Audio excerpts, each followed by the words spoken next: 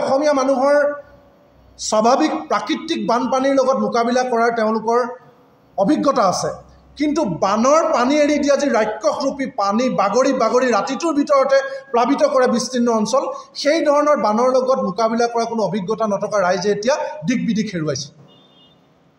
যে সাংঘাতিক ধৰণে পশু খাদ্যৰ নাটনি হৈছে, শিশু খাদ্যৰ নাটনি হৈছে, চিকিৎসাৰ অভাৱ ঘটিছে, খোৱা পানীৰ অভাৱ ঘটিছে, সাংঘাতিক ধৰণে অভাৱৰ মাজত এই বৰ্ণাঢ্য ৰাইজে আমি খবৰ ল'বলৈ যাওঁতে, মাত লগাবলৈ যাওঁতে কান্দি কান্দি তেওঁলোকে আমাক কৈছে। এনেকুৱা এটা অভিজ্ঞতা দেৰগাঁও কৰৈগুৰি অঞ্চলত, কৰৈগুৰি গাঁৱত আমি মুখামুখি হ'লোঁ। তাৰ কেইগৰাকীমান ব্যক্তিয়ে, মই এই মুহূৰ্তত নামকেইটা ক'বলৈ বিচৰা নাই, প্ৰয়োজন হ'লে মই পিছত ক'ম, কেইগৰাকীমান ব্যক্তিয়ে আমাক জনালে যে তেওঁলোকে পশু খাদ্য লাভ কৰা নাই, তেওঁলোকে চৰকাৰী ৰিলিফো ঠিকমতে লাভ কৰা নাই, আৰু তেওঁলোকে ঘৰলৈ যাবলৈ এতিয়া ভাড়া নাওলৈ যাব লগা হৈছে। চৰকাৰক আমি তেওঁলোকৰ হৈ ক'ব লাগে যে গোহালিত 3 দিনে গৰুৱে ছাগলী একো খাবলৈ পোৱা নাই, যাবলৈ যাতায়াত নাই, ৰাস্তা মথাউৰি ছিঙি গ'ল, আৰু তেওঁলোক অতি কষ্টৰ মাজত আছে। এই কথাখিনি আমাক চৰকাৰক, প্ৰশাসনক জনাবলৈ ক'লে।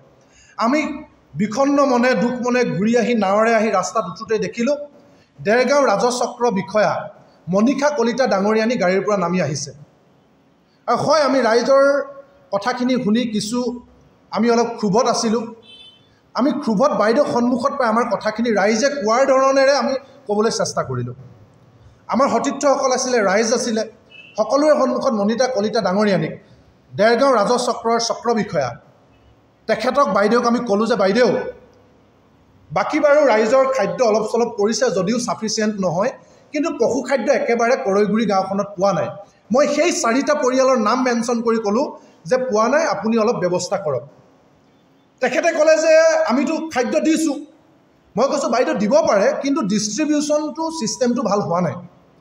যদি ক'ৰবাত নি ষ্টক কৰি থোৱা আছে তেতিয়াহ'লে আপুনি কিয় ৰাইজৰ ওচৰত পোৱাগৈ নাই? ক'লোঁ, মই জেগাকেইটাৰ নাম ক'লোঁ। আমি আশা কৰিছিলোঁ যে বাইদেৱে তাৎক্ষণিকভাৱে আমাৰ পৰা জেগাকেইটাৰ নাম ল'ব, মানুহ কেইগৰাকীৰ নাম লিখিব, আৰু তেওঁ বিভাগীয় কৰ্তৃপক্ষ গাঁওবুঢ়াক বা সকলোকে জনাব আৰু এই ক্ষেত্ৰত ব্যৱস্থা ল'ব, কাৰণ দুৰ্গত ৰাইজৰে আহ্বান আছিলে। কিন্তু আমাক আশ্চৰ্যজনকভাৱে মনীষা কলিতা ডাঙৰীয়ানীয়ে মই বিদ্যুৎ শইকীয়া, কৃষক মুক্তি সংগ্ৰাম সমিতিৰ সাধাৰণ সম্পাদক, সেই মানুহৰ মনৰ কথাখিনি মোৰ মুখেদি ওলাইছিল। বাইদেৱে মোক ক'লে, তুমি কোন? মনীষা কলিতা ডাঙৰীয়ানী মোক ক'লে, তুমি কোন? তুমি ইয়াত এদিন আহি ক'বলৈ কোন? মই ক'লোঁ, বাইদেউ মই বিদ্যুৎ শইকীয়া, কৃষক মুক্তিৰ সাধাৰণ সম্পাদক, মোৰ ঘৰো ইয়াত। আপোনালোকে জানে যে দেৰগাঁও, নৱগঠিত দেৰগাঁও সমষ্টিৰ এটা পঞ্চায়তত মোৰ জন্ম ঘৰখন পৰিছে। গতিকে মই ক'লোঁ মই ইয়াৰে মানুহ, আৰু মই আপোনাক ৰাইজৰ কথাখিনি ক'লোঁ। কিন্তু তেওঁ মোলৈ উদ্যাত হৈ এক প্ৰকাৰ চোঁচা মাৰি আহিলে, আৰু তেওঁৰ লগত যোৱা গাড়ীৰ ড্ৰাইভাৰ প্ৰশান্ত বৰা বুলি শুনিছোঁ নামটো, কে ধৰি তেখেতৰ অফিচ ষ্টাফ, তেওঁৰ লগত যোৱা এখিনি ভেৰণীয়া বাহিনী আমাক খেদা মাৰি আহিলে যে তোমালোক কোন, কিয় তোমালোকে প্ৰশ্ন কৰিবা? আমি আচৰিত হ'লোঁ। আমি যুক্তিৰে কথাখিনি ক'লোঁ যে বাইদেউ, এইটো আমাৰ অধিকাৰ, আমি সংগঠন কৰিছোঁ ৰাইজৰ কণ্ঠ হ'বৰ কাৰণে, কিন্তু আমি এই কথাখিনি কমেই। তেতিয়া তেওঁ সকলোকে মাতি, কোন তোমালোক, কিয় মোক এনেকৈ কথা ক'বা বুলি এখিনি মানুহ মাতি দি আমাক অপদস্থ কৰিছে, আমাক সাংঘাতিক ধৰণে অশ্লীল গালি গালাজ কৰিছে, মাৰিবলৈ চোঁচা লৈ আহিছে। কিন্তু আমি যুক্তিৰে কথাখিনি অতি বিনম্ৰতাৰে উপস্থাপন কৰি থাকিলোঁ, আৰু কোৱাৰ পাছত আমাক বিভিন্ন ধৰণে অশ্লীল গালি গালাজ, তইকে মনীষা কলিতা ডাঙৰীয়া সম্বোধন, তহঁতক চাই ল'ম, তহঁতি আমাক কাজিয়া লগাবলৈ আহিছ, তহঁতি কোন হয়? আমি বিব্ৰত হ'লোঁ আৰু আচৰিত হৈছোঁ। গোলাঘাট দেৰগাঁৱৰ ৰাইজৰ মনৰ কথাখিনি ক'বলৈ যাওঁতে মোক এনেকৈ অপদস্থ কৰা হৈছে, মোৰ সতীৰ্থসকলক অপদস্থ কৰা হৈছে। গতিকে এই কথাখিনি আমি কোৱাৰ পাছত বিভিন্ন ৰাজনৈতিক দল, বিভিন্ন ধৰণৰ তেওঁ ফোন কৰি মানুহ মাতি, আৰক্ষীক মাতি, আৰক্ষীয়ে আমাক বেয়া ব্যৱহাৰ কৰা নাই, কোনেও আমাক বেয়া ব্যৱহাৰ কৰা নাই, কিন্তু বাইদেউ তেওঁৰ লগত যোৱা এখিনি ভেৰণীয়া বাহিনী, তেখেতৰ ড্ৰাইভাৰ প্ৰশান্ত বৰাই আমাক চোঁচা মাৰি আহিছে, আৰু চিনি নাপাওঁ আমি নাম, কিছুমানে আমাক চোঁচা মাৰি বিভিন্ন ধৰণে আমাক গালি গালাজ কৰিছে।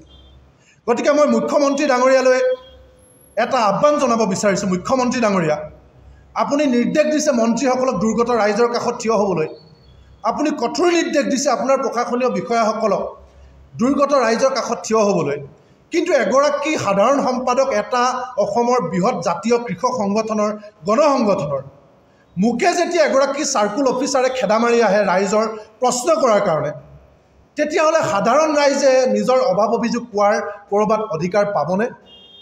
মুখ্যমন্ত্ৰী ডাঙৰীয়াক মই এই প্ৰশ্নটো সুধিব বিচাৰিছোঁ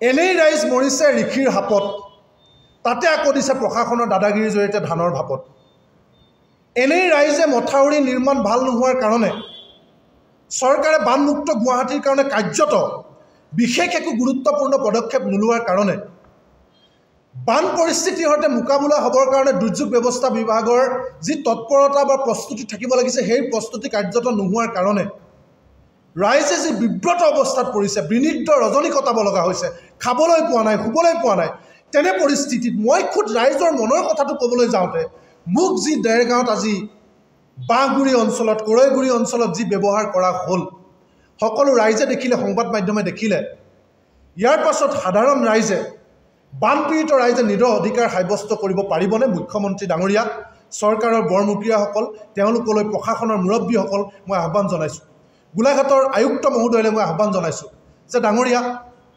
নিজৰ ইগো মোক প্ৰশ্ন কৰিব নোৱাৰিবি এই মানসিকতাৰে যি ধৰণৰ ৰাজত্ব চলাইছে প্ৰশাসনে চৰকাৰে এয়া মই বাস্তৱ অভিজ্ঞতা মই আজি মুখামুখি হোৱা মোৰ অভিজ্ঞতা মোৰ শ্ৰদ্ধাৰ দেৰগাঁৱৰ সাংবাদিক বন্ধুসকলৰ জৰিয়তে ৰাইজলৈ চৰকাৰলৈ আগবঢ়ালোঁ বাকী প্ৰশাসন ৰাইজে আৰু সমগ্ৰ অসমবাসী ৰাইজে গোটেই কথাখিনি শুনিছে মই ভাবোঁ দ্বিতীয়জন ব্যক্তিৰ ক্ষেত্ৰত যাতে এনেকুৱা একো কৰা নহয় দুৰ্গত ৰাইজক যাতে ৰঙা চকু দেখুওৱা নহয় দুৰ্গত ৰাইজৰ অভাৱ অভিযোগ এই জটিল সময়খিনিত আমি দায়িত্ব পালন কৰিবলৈ যাওঁতে এগৰাকী সমাজ সচেতক হিচাপে এগৰাকী সংগঠক হিচাপে ৰাইজৰ অভাৱ অভিযোগ আমাৰ কণ্ঠ হিচাপে তুলি ধৰিবলৈ যাওঁতে যি আমি অভাৱনীয়